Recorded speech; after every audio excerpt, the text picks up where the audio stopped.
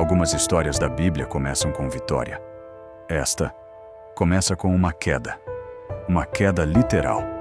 Um menino de 5 anos, um palácio em pânico, uma fuga apressada e um acidente que mudaria o resto da vida dele. O nome do menino era Mefibosete, filho de Jonatas e neto de Saul, o primeiro rei de Israel. Ele nasceu dentro da família real, cresceria no palácio, tinha sangue de príncipe.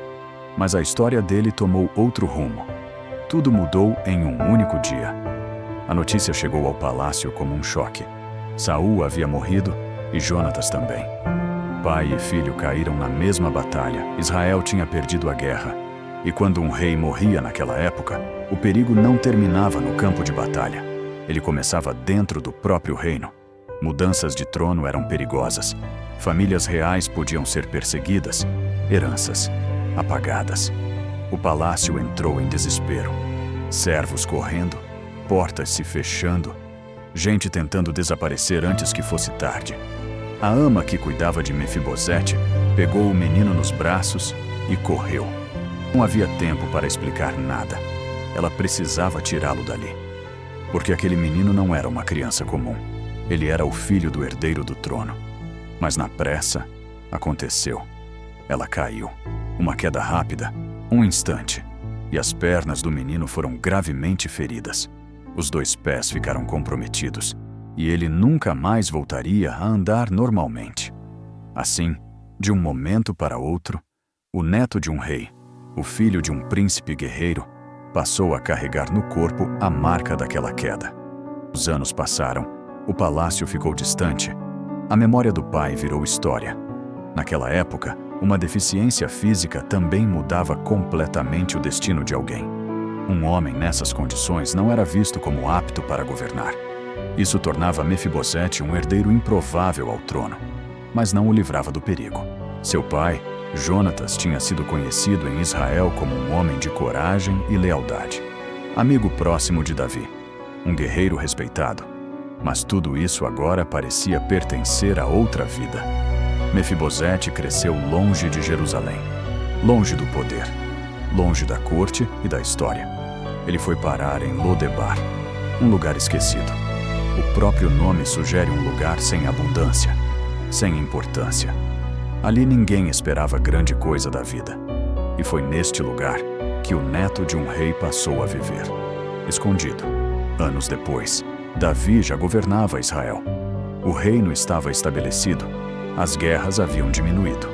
O trono que um dia pertencera a Saul, agora era dele. Mas Davi não esqueceu algo importante. Uma promessa. Anos antes, ele e Jonatas fizeram uma aliança.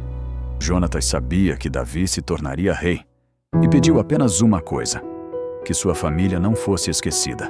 E então, em um desses dias comuns no palácio, Davi fez uma pergunta simples, mas carregada de memória. Resta alguém da casa de Saul a quem eu possa mostrar bondade por causa de Jonatas? Existe um homem, filho de Jonatas, mas ele é aleijado dos pés. Ele morava em Lodebar. O nome dele? Mefibosete. Davi mandou chamá-lo. Quando viu os mensageiros do rei chegando em Lodebar, chamando pelo nome dele, Mefibosete provavelmente pensou que aquilo só podia significar problema. Porque na lógica dos reinos antigos, descendentes da dinastia anterior representavam risco. Muitos reis eliminavam esses nomes da história. Era assim que o poder se protegia. Ele foi levado até Jerusalém. Quando chegou diante do rei, Mefibosete se prostrou com o rosto em terra, sem defesa, sem argumento, só esperando ouvir o que aconteceria com sua vida. Então Davi falou: "Não tenha medo. Eu mostrarei bondade a você por causa de Jonatas, seu pai. Veio um convite que ninguém naquela sala esperava.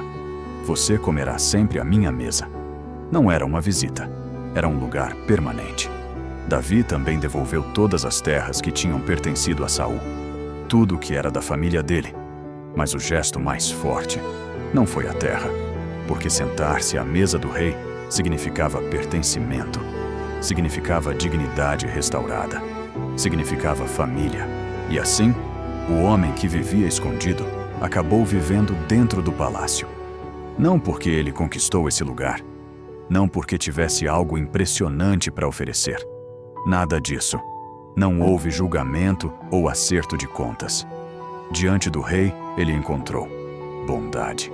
O homem que se via como um cão morto, agora tinha um lugar permanente à mesa do rei. Foi buscado, tirado de um lugar de escassez, de esquecimento e levado para um lugar de comunhão. E por isso essa história continua viva até hoje.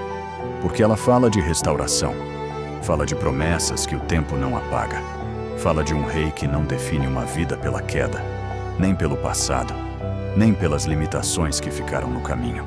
Um rei que chama pelo nome. E quando esse chamado chega, a vergonha já não dita mais o final da história.